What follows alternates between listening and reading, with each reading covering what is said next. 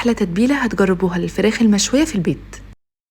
اول حاجه انا عندي بصلايه كده حجم متوسط، وطبعا الكميه بتختلف على حسب كميه الفراخ. ضفت كمان فلفل اخضر، 2 حبه طماطم، علبه زبادي كامله اللي هي 125 جرام. الزبادي بتطري الفراخ جدا وهي دي اللي بتديها الحروقه بتاعه الشوي. ضفت كمان معلقه صغيره من الثوم، وهضرب بقى كل ده في الخلاط كويس جدا، عايزاه ينعم على الاخر خالص. هضيف بقى التوابل بتاعتي، دي بهارات فراخ، وتقدروا تستخدموا مرقه باودر، وممكن تستخدموا كمان 7 بهارات. التوابل اللي بتحبوها ضيفوها في الخطوه دي. ضفت كمان ملح وفلفل، ونزود الملح شويه عشان الفراخ بتمتص ملح كتير.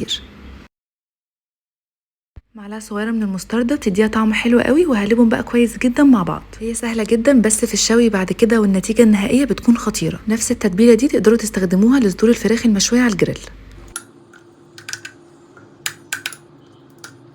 كده بقت جاهزه عندي. تقدروا طبعا تستخدموا كمان بابريكا، توم باودر، بصل باودر، بس انا استكفيت بالبهارات اللي انا ضفتها. واحلى حاجه كمان ان انتوا تقدروا تزودوا عليها شطه لما بتكون